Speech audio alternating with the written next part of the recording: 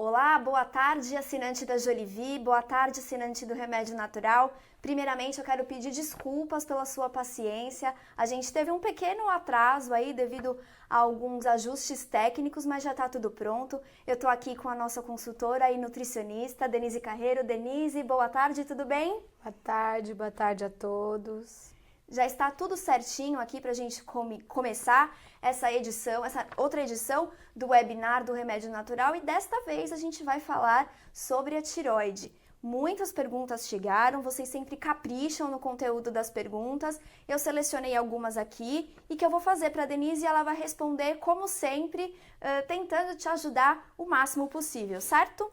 É bom prestar atenção também que, às vezes, a pergunta que a gente faz aqui talvez não esteja em seu nome, mas seja uma pergunta muito parecida com a que você fez. Então, presta atenção que a Denise vai responder tudinho a partir de agora. Vamos lá, Denise? Vamos começar. Vamos lá, então. Para a gente começar, vamos pegar desde o princípio do assunto e falar um pouco sobre a tireoide, as funções e as principais doenças que acometem essa glândula do corpo humano, né, Denise? O Hércules Fornazaro, ele tem essa dúvida e eu acho que pode ser a de muita gente, né? Então, você pode dar uma breve explicação sobre a tireoide, Denise? Claro. A tireoide é uma glândula, né, que a gente tem pequenininha, né, que fica aqui na forma de borboleta. E essa glândula, ela produz um hormônio, né? Na verdade, ela produz, em primeiro lugar, um pré-hormônio, né? Chamado T4, que vai ser, depois, formar o hormônio, que é, efetivamente, o T3. E os hormônios, esse hormônio produzido pela tireoide, ele é necessário para que as funções de praticamente todas as nossas células sejam adequadas. Então, ele é importante para todas as células, para todos os tecidos, né? Uhum. E quando tem alguma alteração nessa função da tireoide, e a gente pode ter essa alteração ou por um aumento na produção do hormônio, ou por uma falta na produção desse hormônio, ou pela produção de um hormônio chamado T3 reverso, que pode inibir esse T3. Enfim, então eu posso ter uma hiperfunção, eu posso ter uma hipofunção, eu posso ter até uma produção adequada, mas inibir a ação desse hormônio, né? E isso pode acontecer por vários fatores, tá? Pode acontecer por deficiências nutricionais, isso pode acontecer por processos inflamatórios que, para a pessoa que tem predisposição genética a ter problema de tireoide, esse processo inflamatório pode atingir, causar uma tiroidite, né, causar uma inflamação nessa tireoide. Isso pode acontecer por uma falta de iodo, e o iodo é um nutriente que determina a formação do hormônio da tireoide. Isso, vamos falar assim, teoricamente, na nossa vida hoje, é um pouco mais difícil disso acontecer neste nível, né, a ponto de ter um bócio, porque a gente tem o sal iodado, de uma maneira geral, já é uma maneira de se prevenir isso, porque todo mundo usa sal. Sim. Então, a partir do momento... Por isso que tem que tomar um pouco de cuidado quando vai comprar esse sal em alguns lugares, porque muitas vezes, assim, sal do Himalaia, sal rosa, e às vezes a gente compra em alguns lugares que você não sabe efetivamente qual é a qualidade, sal, ou o que, né? Que é. E aí, muitas vezes, tem o risco dele não ser iodado. E hoje em dia, tem sido mais comum a falta do iodo do que o excesso, né? Certo. Então, é muito importante se preocupar com isso. E ainda, por último, a gente pode ter um processo chamado autoimune. E, através dessa formação de autoanticorpos, ir destruindo esse hormônio essa glândula da tireoide. E aí, ela começar a partir daí a desencadear alterações nesses hormônios, né? Certo. E a pergunta do Marcos Correia, ele quer saber como se descobre se ele tem hipertireoidismo ou hipotireoidismo. Através do quê? Então, quando que a gente começa a desconfiar que pode ter algum problema da tireoide, né? Como a gente sempre falou aqui, né, Nívia? O ideal é que a gente não lembra que tem nada, né? Nada. Não lembra que tem cabeça, não lembra que tem dedo, não lembra que tem estômago, não lembra que... Então, assim, quando tudo funciona, né? Você não lembra que tem corpo. A gente não vai lembrar, precisar se preocupar com nada. Mas, de repente, a gente pode começar a ter determinados sintomas que não se justificam, ou seja, eu começo a ter muito cansaço e o cansaço que eu tenho não é justificado pelo trabalho que eu faço. Né? Ou eu sempre fiz este trabalho e agora eu estou me sentindo extremamente mais cansado. Meu cabelo começou a cair, a pele está muito ressecada, as unhas estão frágeis, tudo estriadinho, escamando, né? Muito cansaço, muita sonolência, muitas vezes, muita dificuldade até de pensar. Outras vezes alteração de humor, irritabilidade, pavio curto, né? Enfim, a gente pode começar a ter mulheres, por exemplo, do nada, aquela que sempre teve menstruação regular, de repente desregula a menstruação sem nada que justifique, vai no médico, vai no ginecologista, pesquisa, nada justifica essas alterações hormonais, porque os hormônios se interrelacionam, né? Então é importante sempre esse processo. E aí a gente pode começar a ter determinadas sintomatologias que você fala assim, bom, isso não é normal.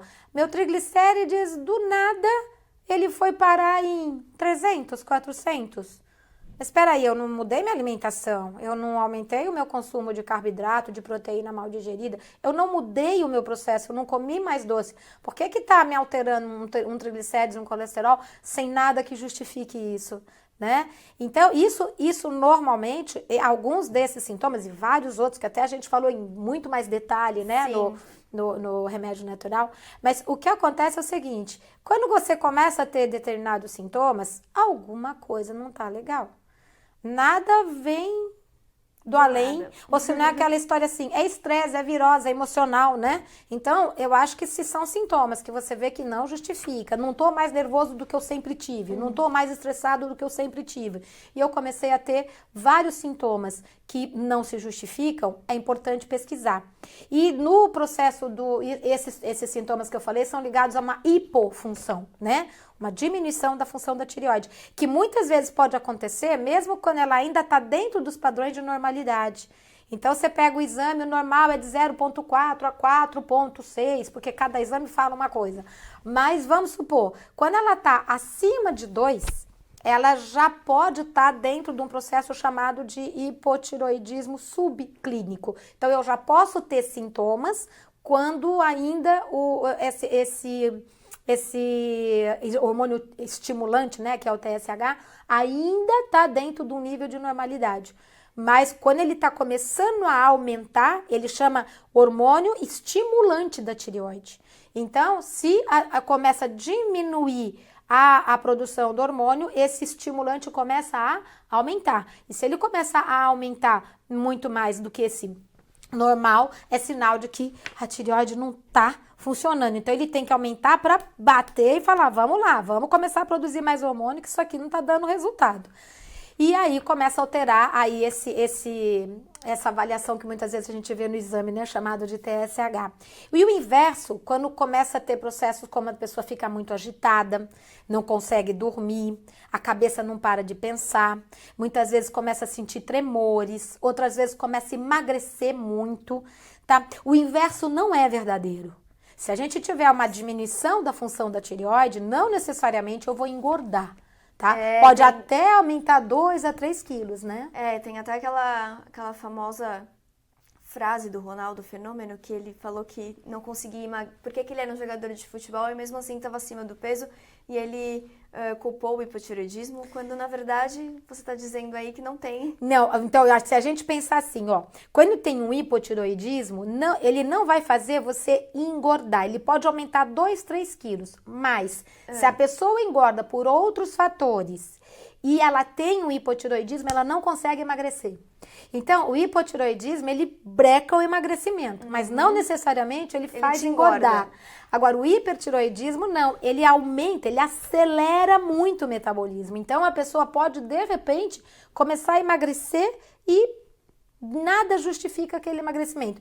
Então, às vezes, antes da pessoa pensar numa tireoide, ela já vai para um câncer, né? Já começa a pensar em coisas mais assim. E muitas vezes é uma aceleração dessa tireoide. Certo. Principalmente se isso for acompanhado desses outros sintomas que eu falei. Por isso que é sempre muito importante. Alterou a função, alterou o sintoma, não consegue identificar isso, não justifica isso pela mudança dos hábitos ou de qualquer problema, procure um médico. Vai fazer uma avaliação. É muito importante. A tireoide é muito importante. A gente não pode brincar com esse hormônio. Então é sempre importante ir lá pesquisar para ver se não tem um alto anticorpo aumentado, se não tem um TSH aumentado, se não está com diminuição na formação. É sempre importante fazer essas pesquisas sim. Certo, vamos para a próxima pergunta então, já que agora a gente já introduziu o assunto, tirou as dúvidas mais básicas, mais gerais, vamos nos aprofundar no tema então. As dúvidas. Isso. Doutora, a Elaine Freines, ela está contando aqui pra gente que a tireoide dela foi retirada totalmente há 6 anos e desde então ela passou a usar levotiroxina sódica de 88 mcg. Agora ela ficou sabendo que esse medicamento só fornece o hormônio T4 e que esse não se torna T3, que também é necessário. Ela quer saber o que pode ter acontecido com o corpo dela pela falta do T3. Fala o nome dela pra mim. Elaine. Elaine, não, bem, não é assim não. Quando toma o hormônio, quando normalmente se toma esses hormônios mais comuns que tem no mercado, eles são sempre o T4. Mas o T4 dentro do organismo, ele vai se transformar em T3 sim, tá? Então, com certeza. Senão, você nem estaria aqui falando comigo, tá? Com certeza você não estaria falando comigo. Então, claro, dentro do organismo ele vai se transformar. O que acontece, isso não é a minha área não é medicamento, tá? Mas o que a gente observa nos pacientes que a gente acompanha é que tem muitos médicos que hoje eles associam a esse medicamento, então ou ao Levoide, ou ao Puran, ou ao Tirox, ou qualquer um desses que a pessoa, né, foi indicada pelo médico, eles associam o T3, tá? Isoladamente, mas isso depende da conduta do médico, como o médico acha que para aquela pessoa é importante trabalhar. Porém, fique tranquila, se você não tivesse o teu T4, não tivesse sendo transformado em T3, pode ter certeza que a gente não estaria aqui conversando, tá bom? Fique tranquila que com certeza é transformado em T3 sim. Elaine, que bom que você está aqui com a gente, então, e que pode ter sua dúvida tirada pela doutora Denise. Próxima pergunta é do Daniel Bill. Doutora Denise, você recomenda o método Myers, da autora americana Amy Myers, para quem tem tireoidite de Hashimoto? Lembrando que a doutora Denise, na aula do Remédio Natural, agora desse mês de junho, ela contou sobre o caso dela com a tireoidite de Hashimoto. Então, se você ainda não teve tempo de assistir a aula, a minha dica é que você assista, porque eu acho que vai valer bastante a pena. Até me chamou a atenção, porque a gente estava falando assim, da possibilidade das pessoas sararem. Existe essa possibilidade? Existe. Ela não é regra, mas ela existe. Então, desde que exista uma possibilidade, sempre vale a pena a gente tentar, mesmo porque se você não consegue resgatar uma função, você evita o próximo problema causado por esse desequilíbrio. E você mantém esse processo sobre um domínio, né? Principalmente para não piorar. Então, sempre é importante a gente tentar resgatar. Exatamente, é sempre importante resgatar. E aí, nesse contexto, eu coloquei que, no meu caso, eu consegui reverter uma tireoidite de Hashimoto. E no caso da doutora Amy Myers, que ela realmente tem uma base muito boa aí de conhecimento, e ela conta que no caso dela, ela conseguiu reverter uma doença de Graves, que é exatamente o inverso da tireoidite de Hashimoto. É aquela onde você tem o hipertireoidismo, tá? Então, o que acontece? E as duas doenças são autoimunes. Então, elas são causadas a partir do aumento de autoanticorpos. Então, o que acontece? Eu gosto muito de toda a base que ela coloca, que é a base que eu também estudo, dos processos que podem levar a uma doença autoimune, dos alimentos que podem interferir, das carências nutricionais. Então, todos esses desequilíbrios que a gente estuda em relação a isso, parte dos mesmos princípios, tá? O que eu acho no método Myers, porque a gente sabe que nos Estados Unidos é muito assim, né? Método disso, método daquilo, e aí tem o método Myers. Então, o que acontece no caso dela? Eu acho que ela é muito radical, extremamente radical. Em algumas situações, o radicalismo é importante, mas não é em todas. Então, quando você generaliza, muitas vezes você acaba tendo que radicalizar de um jeito que na verdade talvez pro caso da pessoa não fosse necessário, né? Tanto radicalismo. Esse radicalismo muito severo, ele acaba levando muitas vezes a uma dificuldade de vida social. Sim. Então a pessoa fica se alimentando naquela maneira extremamente radical e aí acaba sendo infeliz, porque muitas vezes ela não consegue sair com as pessoas, ela não consegue relaxar quando ela vai comer, ela tá sempre com um chicotezinho aqui, né? Principalmente se comer alguma coisa que não é legal. Então, o radicalismo ele tem que ser trabalhado no momento certo e para a pessoa certa, no tempo certo. Então, no caso específico, não é, né? E num caso específico. Então, o que eu não gosto é desse processo de generalizar as coisas. Eu acredito numa coisa chamada individualidade bioquímica. Toda vez que generaliza, para mim, é coisa furada, entendeu? A gente tem as coisas que são comuns. É comum eu precisar deste nutriente para melhorar a ação da tireoide. É comum uma proteína do glúten ou uma disbiose intestinal com prevalência fúngica serem causas de alteração da tireoide. São coisas comuns, certo. Mas a gente tem que trabalhar sempre a individualidade. Eu acho que isso é a base, né? Tá certo. Próxima pergunta, Eduardo Henrique Sichi. Ele gostaria de saber, Denise, se a soja e os derivados da soja são os grandes vilões da tireoide. São mais alguns vilões da tireoide. Eles nunca têm... Da mesma maneira que a gente não tem a bala de prata para resolver tudo, também não tem a bala de prata que vai causar todos os problemas, tá? A bomba atômica. Não tem. Normalmente o que a gente tem é uma predisposição genética e a partir dessa predisposição genética, os fatores ambientais... Tá? Alimentares, ambientais, como os disruptores hormonais. Comportamentais também? Comportamentais, porque a cabeça, ela é muito importante para evitar alterações imunológicas. Certo. Então, o que acontece? A gente tem fatores que se somam e a partir da ação desses fatores e da interação deles na pessoa, ela se associa com a predisposição genética para aquele processo se instale ou não. Então, por que se fala tanto da soja? Porque a soja tem substâncias que vão inibir a captação de iodo da tireoide.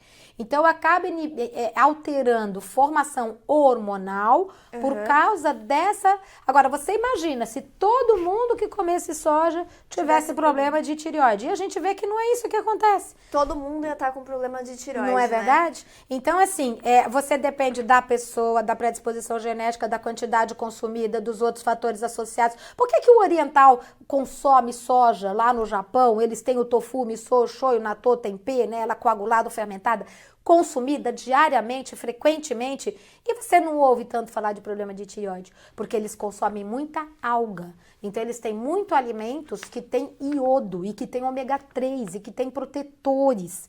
Então, da mesma maneira que você tem uma coisa que pode inibir a captação de iodo, você tem uma ingestão muito maior desse nutriente. Por isso que a gente depende sempre desses fatores associados, tá?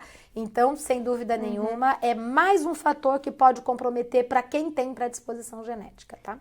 Certo, e se você, assinante da Jolivie, do Remédio Natural, quer uma receita usando algas, escreve para nossa Arya Park, que é a nossa oriental aqui. Ela é coreana, ela sabe muito bem, ela já passou umas receitas de algas aí que legal, muito bom. Todo mundo gostou. Então, se você tem algum interesse em receitas com alga, é só falar com a Arya, tá certo? Bom, a próxima pergunta foi um e-mail muito gracinha que a gente recebeu da Maria Beatriz Vilela de Oliveira, que eu vou ler aqui para vocês. Bom dia, maravilhosa equipe da Jolivie. A gente já gostou, gostamos da Maria Beatriz logo de cara. Minha pergunta, vamos lá. Que relações pode haver entre triglicérides altos, refluxo, hérnia de hiato, esofagite crônica, hipotireoidismo e, por fim, aumento paulatino da glicemia? Tenho 74 anos e índices altos de triglicérides que me acompanham desde pelo menos os 50. Segundo os médicos, é causa genética. Pelos 65, mais ou menos, surgiu o refluxo com a esofagite, Aos 72, o hipotireoidismo e finalmente agora a glicemia resolveu subir, estando atualmente em 111 em jejum. Será o desgaste que os médicos chamam de natural para a idade ou há como pesquisar uma causa diferente? Tenho seguido algumas recomendações de vocês e, por exemplo, deixei de consumir o pantoprazol, que havia baixado sensivelmente o meu nível de vitamina B12, substituindo-o com sucesso pelo suco de couve. Que bom! A gente já começa a ficar feliz por aí, porque a partir do momento que a senhora conseguiu trocar o inibidor de bomba de prótons, né, que breca a produção de ácido clorídrico, que não deixa absorver vitamina e mineral, a B12 é o que mais mostra isso, mas em geral são todas as vitaminas e minerais, e que não deixa digerir proteína, e que dá desequilíbrio da microbiota. E eu até tinha relacionado o desequilíbrio da microbiota intestinal e proteína mal digerida são causas de resistência à insulina que pode aumentar o triglicérides e a glicemia, né? Então, o que acontece? A partir do momento que a senhora tomava, e provavelmente por um tempo maior, esses inibidores de bomba de prótons, isso pode ter se tornado uma causa para desenvolver o aumento, por exemplo, da glicemia. Já que a senhora já tinha uma tendência a ter resistência à insulina, porque lá atrás tinha aumentado o triglicérides. Só que esse triglicérides também pode ter aumentado, porque lá atrás já poderia ter uma deficiência subclínica da tireoide. Então, são todas as coisas que podem acontecer. A gente não sabe direito, porque precisa ver, né, todos os detalhes para entender.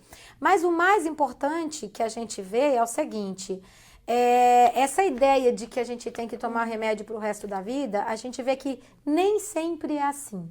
Tem situações que a gente pode, através da mudança da alimentação e de recuperação de função, conseguir usar, se for o caso, esses medicamentos em usos pontuais, mas não com frequência. E a partir do momento que isso é feito, o organismo que vai começando a melhorar as funções, ele pode ir desinflamando, melhorando a nutrição celular e a partir daí melhorando os outros sintomas. Então eu quero só desmistificar duas coisas que a senhora colocou. Primeiro, é genético.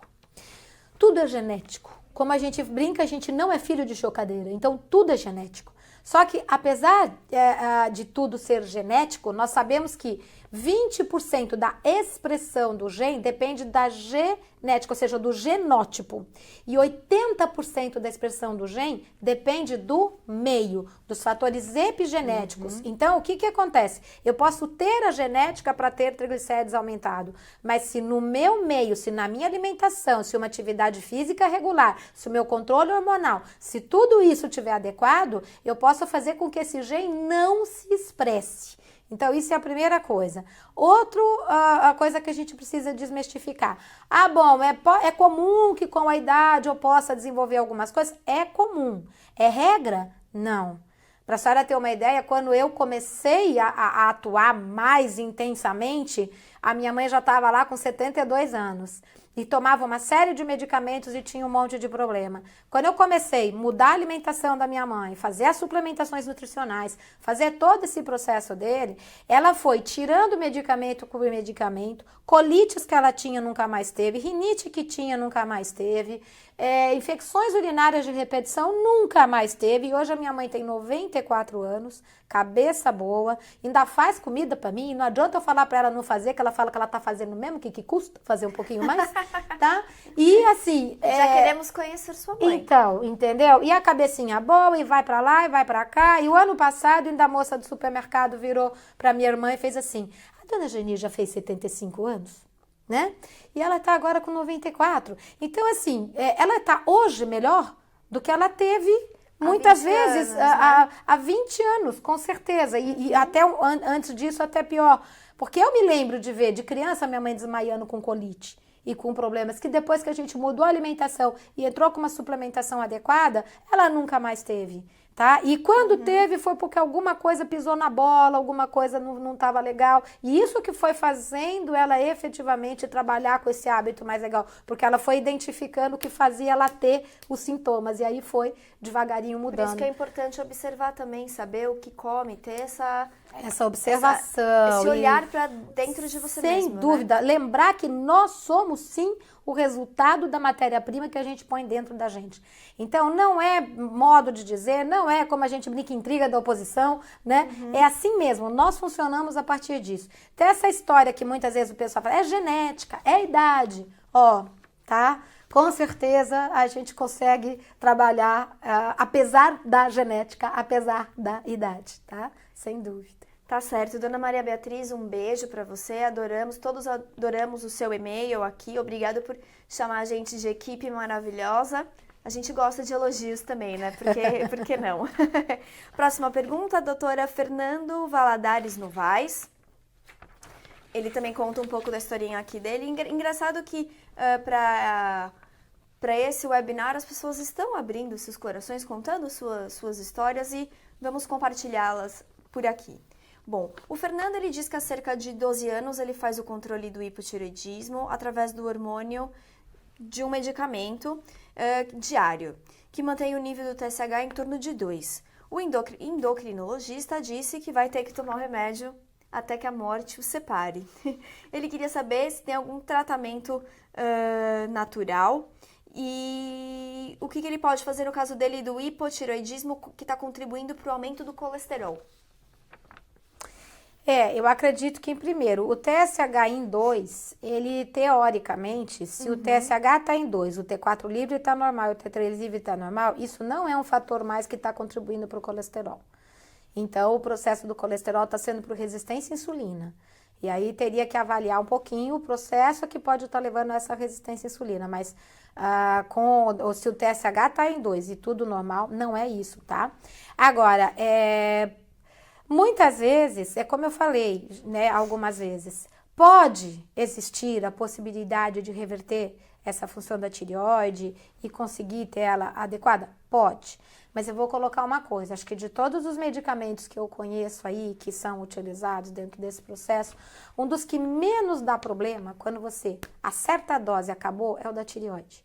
Porque, na verdade, assim, eu não formo hormônio, eu tomo hormônio, acabou. Não é uma coisa que está controlando o sintoma, inibindo uma função, né? Como a gente fala dos inibidores de bomba de prótons, que inibe a produção natural do suco digestivo. Isso não é o que acontece com o remédio da tireoide. Você dá o hormôniozinho lá, regulou, acabou. Você deixou de ter o problema da tireoide. E não vai ter efeito colateral desde que isso seja adequado. Então, eu não acho que o problema é isso. Eu acho que o mais importante é detectar o problema da tireoide, porque muitas pessoas sofrem até em clínicas psiquiátricas, porque não tem noção de que o problema dela é uma tireoide.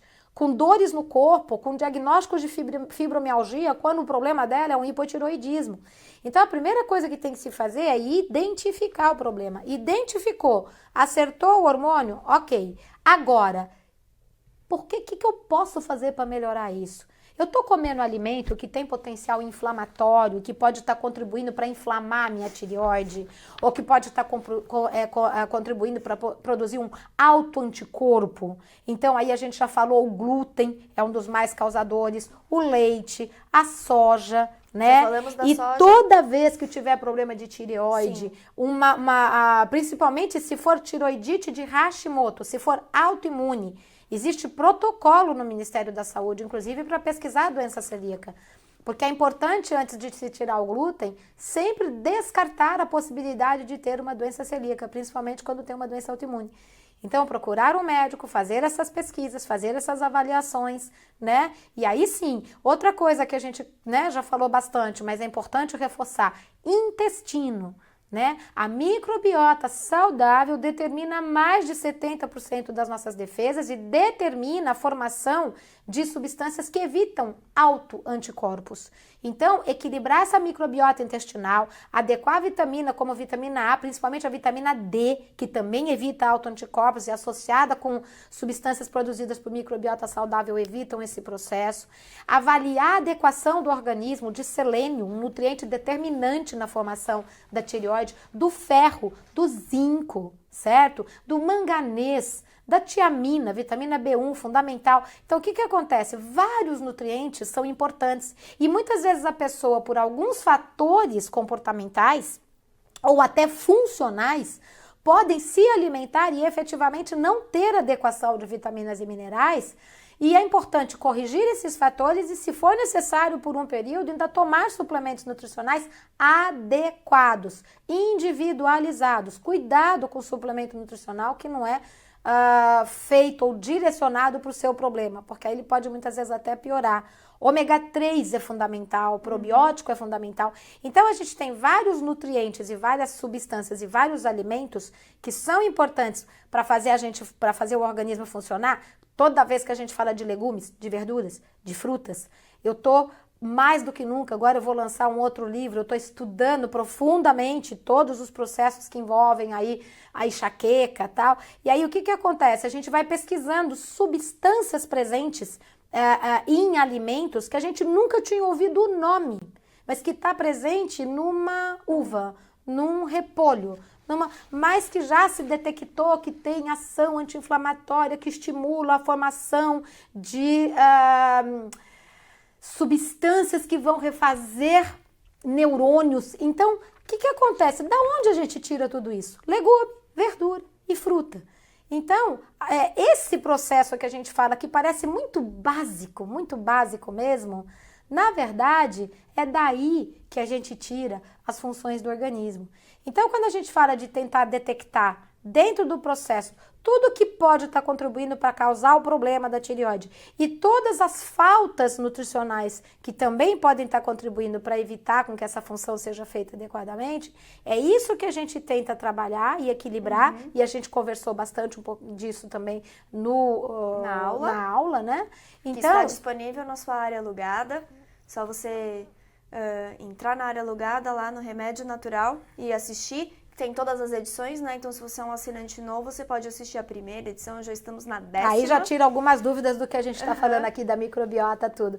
Mas um pouco de tudo isso é o que a gente tem que se preocupar. Porque você fala, nossa, que legal, consegui melhorar minha função da tireoide, diminuir o medicamento, legal. E eu melhorei tanto que eu já consegui até praticamente tirar, e algumas vezes tirar o medicamento. Ótimo, maravilhoso. Mas não é esse o maior problema. O maior problema é se eu desequilibrei o organismo a ponto de ter uma doença, se eu só controlar o sintoma e não modificar as causas, eu vou desenvolver a próxima doença. Aí entra um pouquinho do que aquela simpática leitora, né? Dona Maria Beatriz falou isso, pra gente, né? Aí aparece isso, depois aparece isso, depois aparece isso. Por quê? Porque a gente não vai e não muda a causa. Se eu mudo a causa, eu consigo evitar que outros problemas apareçam. E aí sim, eu posso, de brinde, ainda conseguir recuperar a função da tireoide. Mas o mais importante é brecar o processo e não deixar evoluir para outras doenças crônicas não transmissíveis, tá? Certo. Vamos mandar aqui um recadinho para as pessoas que estão assistindo. Não sei se você está assistindo na sua casa, no seu trabalho, e onde mais você esteja assistindo, mas fica tranquilo que no final do dia de hoje você vai receber o link com todo o webinar aqui para você assistir de novo, rever a sua dúvida. E quem também, porventura, não pôde acompanhar o nosso webinar hoje, ou se você precisa sair, precisa voltar para compromisso, fica tranquilo que você vai poder rever esta aula com a doutora Denise a hora que você quiser e também quantas vezes quiser, né? Vamos para a próxima pergunta, que é do Luiz Rodrigues da Fonseca, que ele quer saber, doutora, se tem restrição do consumo da folha de couve quando se tem algum problema na tireoide. Tá. Eu acho que a gente até falou um pouquinho isso também na aula, porque para mim é uma questão que foi muito bom você ter colocado, tá? Pelo seguinte, existe essa ideia de que se você consumir couve, brócolis, repolho, ou seja, que são chamadas de brássicas, né? Sim. Esses alimentos, eles têm substâncias que, vamos falar assim, teoricamente pode inibir a captação de iodo da tireoide, assim como a soja faz, tá? Certo. Só que o que acontece é o seguinte, para você conseguir ter uma ação dessa, você tinha que comer uma bacia de couve por vez. Entendeu? Não é quando você... Não é o caso, né? Não é o caso. Você não vai comer um maço de brócolis inteiro, você não vai comer uma bacia de couve por vez. Então, quando você está consumindo lá uma couve, que você cortou lá um pedacinho daquela couve congelada, bateu lá com a fruta, de preferência com talo, quanto mais orgânica melhor, né? Comer lá um pouco de brócolis, um pouco de repolho, de rúcula, enfim, esses alimentos, quando eles são consumidos assim, na quantidade adequada, no processo adequado, eles não só não causariam nenhum problema para a tireoide, ou seja, não causa nenhum problema para a tireoide, como são altamente, vamos falar assim, positivos para o processo, porque eles têm várias substâncias que são anti-inflamatórias, que são cicatrizantes, que são desintoxicantes, que são anticancerígenas, que ajudam o organismo a eliminar toxinas do organismo. Inclusive, eles têm as principais substâncias que hoje são consideradas anticancerígenas, que são chamados de isotiocianatos. Essas substâncias, elas modulam a fase 1 de eliminação de toxina e ativam muito a fase 2, eliminando substância de potencial, de ação potencial cancerígena. Então, com certeza, não só eles seriam um problema, como, na verdade, em muitos casos, até a solução para o problema, porque muitos problemas da tireoide são inflamatórios. Na hora que você entra com nutrientes, com alimentos que têm substâncias, compostos bioativos e nutrientes anti-inflamatórios, você pode não só não prejudicar, como ajudar a função da tireoide, tá? Certo, lembrando que na terceira edição do Remédio Natural, quando a gente fala sobre o detox, tem uma receita muito legal com a Juliana Carreiro de um suco feito com a couve e com abacaxi e hortelã, se eu não me engano, né? Eu provei. Sempre endosso, né? Que eu provo tudo e como tudo. E o suco ficou realmente muito bom. Então, tá aí, Luiz Rodrigues da Fonseca, você pode sim consumir o suco de couve. E a dona Maria Beatriz, falando nela novamente, não precisa parar com o suco também, né? Não, com certeza. Porque senão, tem hipotireoidismo, não pode tomar suco de couve. Mentira! E você... Pode tomar. E você falou, né, que quanto mais orgânica, melhor, por conta... dos pesticidas, né? Porque acontece que no talo da couve a gente tem a concentração do princípio ativo, mas também a concentração do agrotóxico. Então, quando a gente precisa ir mais, quer dizer, sempre que puder ter legume e verdura orgânico, fruta, eu brinco, que eu falo que a gente tem que rezar para achar uma fruta orgânica, né? E quando acha em geral, na maior parte das vezes ainda está muito cara. Mas legumes, verduras, tubérculos, é fácil de achar. E o orgânico, você não só não tem o agrotóxico, mas você chega a ter 40%, 50% a mais dos compostos bioativos. Né? Além de vitaminas e minerais. Aí vale a pena. Não, é fantástico. Um pouco mais, certo? É fantástico, com certeza. Funciona. Tá aí a dona Maria Isabel para endossar. Maria Beatriz, dona Maria Beatriz, para endossar o que nós estamos falando. Não sei por que eu cismei que a senhora chama Maria Isabel, mas vamos lá. Bom, vamos para uma outra Maria, que no caso é a nossa assinante Maria Conceição Zeotti. Ela disse que ela fez várias perguntas, tá? Mas eu selecionei uma que eu achei bacana, que ela foi diagnosticada com hipotireoidismo subclínico e que ela está entrando na menopausa. O que ela deve fazer? Então, mais uma vez, volta para aquelas coisas que a gente já tinha comentado. Eu já tive casos de pessoas que chegaram no consultório com o TSH nem no hipotireoidismo subclínico, clínico mesmo. Já, tipo, uma vez estava 6, o outro paciente estava 9.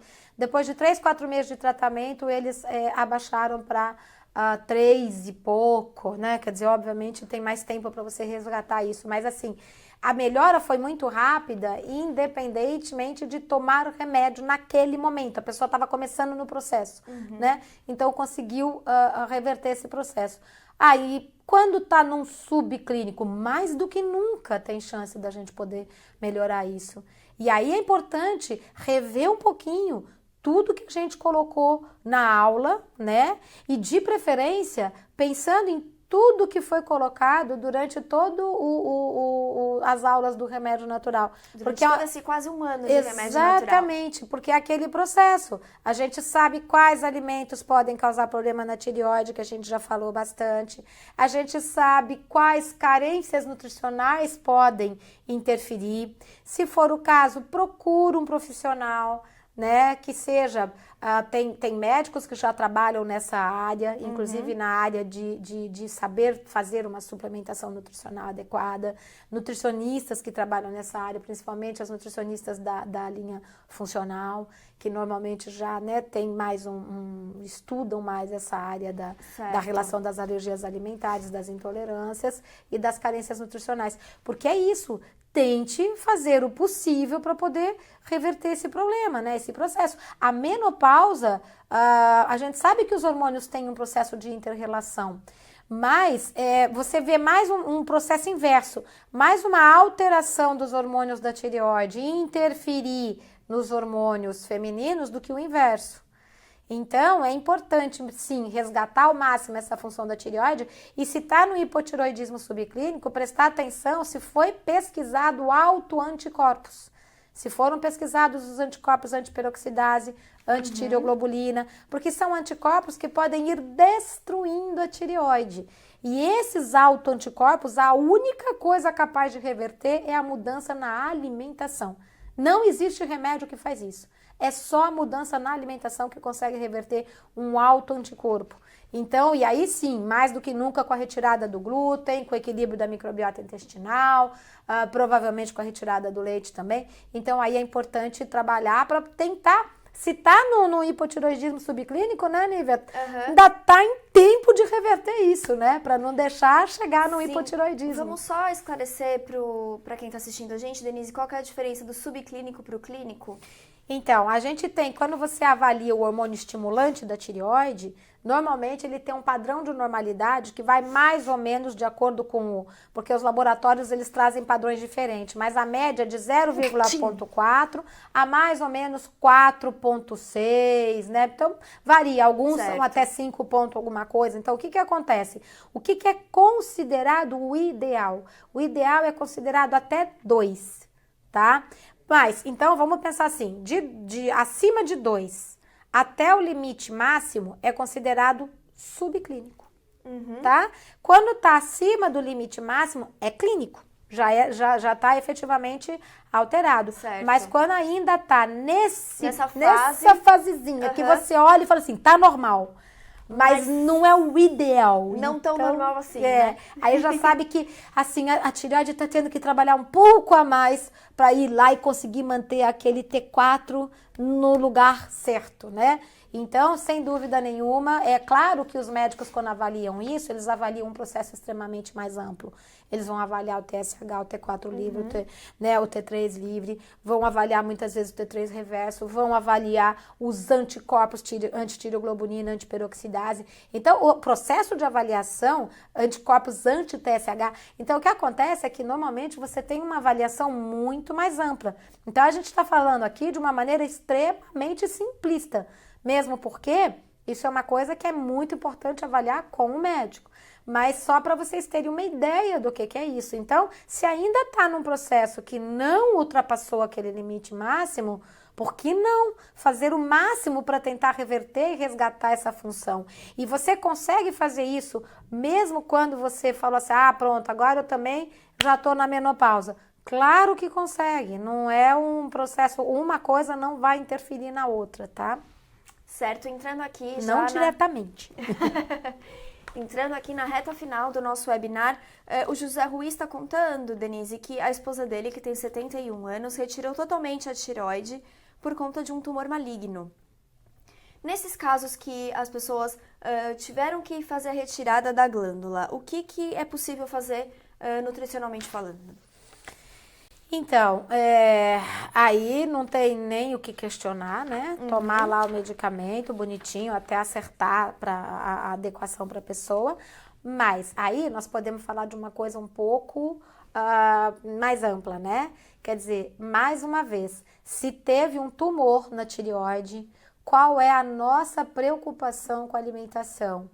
É evitar o próximo problema, certo? Por quê? Porque toda vez que você vê um desequilíbrio imunológico, então uma doença alérgica, uma doença inflamatória, uma doença autoimune ou um tumor, são desequilíbrios imunológicos. Então, se eu perdi a minha tolerância imunológica, se eu alterei o meu equilíbrio imunológico, eu posso estar sujeito até a ter um próximo problema imunológico, que pode ser uma outra doença autoimune, uma doença autoimune, que pode ser um outro processo inflamatório, ou que pode ser um próximo tumor. Então, o que acontece? O maior foco do processo nutricional é equilibrar o organismo de quem teve o problema. Na verdade, em qualquer situação, o que a gente trabalha com a nutrição? Eu equilibro o organismo de quem tem um problema de tireoide. Eu equilibro o organismo de quem teve um tumor na tireoide. Eu equilibro o organismo de quem tem uma artrite reumatoide.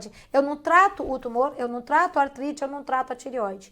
A gente equilibra o organismo de quem tem esse processo. É isso que a nutrição trabalha. Tá? É um processo extremamente mais amplo. Então, volta para tudo que a gente já falou aqui, tá?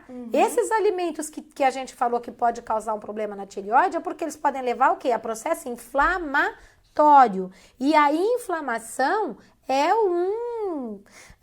tem uma outra médica chamada doutora Odília, ela falava que a inflamação, ela é a fogueira que pode fazer você alterar uma formação celular e levar a um tumor.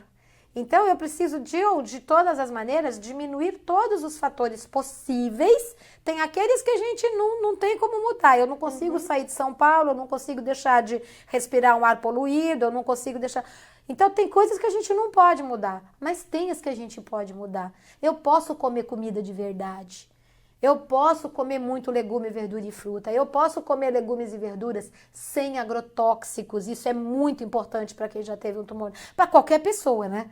Mas principalmente para quem já estava nesse processo de alteração. Então, tente comer. Eu acho que volta sempre para aquele mesmo processo que a gente falou. Tira o que agride, coloca o que defende. Pense que você é sim consequência do que você põe dentro de você.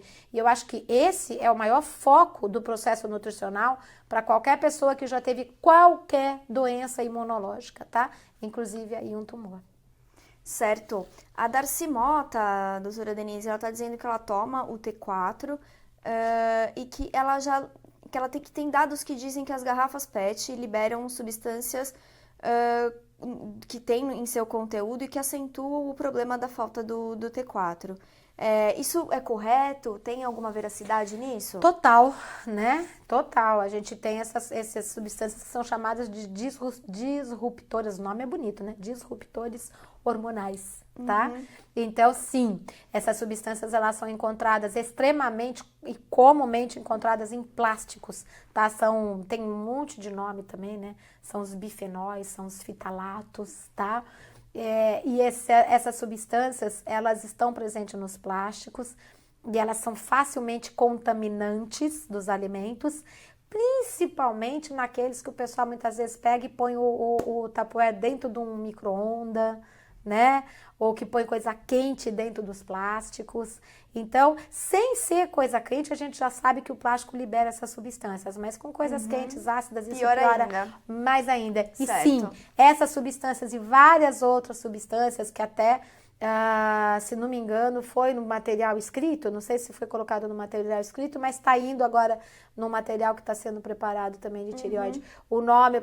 Mas é aquela história que a gente brinca, né? Você ficar sabendo também aqueles nomes todos complicados não é o que ajuda muito, né? E muitas dessas substâncias que a gente tem, que podem ser disruptoras hormonais, desde metais tóxicos até substâncias presentes no meio ambiente, liberada pelos carros, ou, enfim, excesso de cloro utilizado muitas vezes na água. Mas o que nós vamos fazer contra várias delas? Hoje nós estamos de mãos atadas, tá? Agrotóxicos, etc. A gente tenta e briga e fala e tenta melhorar. Tenta evitar, né? Tenta arranjar um jeitinho. Mas o plástico a gente pode evitar. Né? Mais que os agrotóxicos até, não né? Quer dizer, eu acho que os agrotóxicos você até tem chance de evitar em alguns alimentos. Porque né? Aí não dá muito pra ver também se tem agrotóxico Sabe por que não? Né? Porque muitas vezes você compra uma coisa que não tem agrotóxico, porque nele não foi usado agrotóxico, mas no vizinho foi. Sim. Então, a gente não tem esse domínio de que eu tô comendo o tempo todo sem agrotóxico. Mas se eu já consumir o legume, a verdura, os tubérculos sem agrotóxico, que estão com preços bons, que é fácil de achar, já ajuda bastante. Se eu consigo não usar um plástico, né? Fica tudo Para ainda cozinhar melhor, na coisa, né? já ajuda bastante. Se eu consigo evitar consumo de aditivos químicos que destroem células de defesa do intestino, etc., nossa, já ajuda muito. Então, vai somando tudo isso que a gente vem falando, né? De comer comida de verdade, comer menos alimento ultraprocessado, se afastar um pouco do que é possível a gente fazer. Porque aí, nesse contexto, a natureza é sábia, né? Então, o nosso organismo, ele tem uma capacidade fantástica de tolerar agressores, de se regenerar. A gente só tem que dar condições para isso, né? Então, a gente vai trabalhar dentro do que a gente pode trabalhar. Aí a gente vai conseguir, pelo menos, melhorar ou amenizar o máximo possível esses agressores, tá? Certo, Darcy. Espero que você tenha gostado da resposta da doutora Denise. Bom, vamos caminhando aqui para nossas duas últimas perguntas. Eu tenho o Luiz Fernando Rempel, Denise, que ele gostaria de saber se o mau funcionamento da tireoide está relacionado com doenças da próstata. Olha, pode até acontecer, mas não é do meu domínio, não, tá? Eu não tenho essa noção até que ponto, eu posso te falar com clareza até que ponto isso pode interferir nos hormônios femininos. Isso a gente não tem dúvida, porque autoanticorpos, os mesmos autoanticorpos que destroem a tireoide, a gente sabe que destroem o ovário. Tá? Até que ponto essas alterações da tireoide podem interferir diretamente na próstata, eu não saberia te dizer. Pode até acontecer de sim, mas a gente sabe que tem alguns outros fatores inflamatórios, né? Uma das coisas que está altamente relacionado com o problema de próstata e que é uma das coisas mais combatidas pela Universidade de Harvard, já foi colocada inclusive pela Organização Mundial da Saúde, é laticínios. Laticínios é causa de problema de próstata, inclusive de câncer.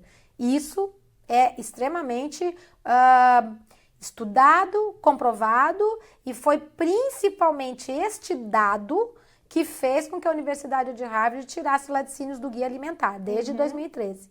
E outra coisa, deficiências como, por exemplo, deficiência de zinco, tá? É uma das coisas extremamente relacionada com o aumento de próstata, e deficiência de vitamina D também. Então, isso são coisas que a gente sabe que está provada e comprovada.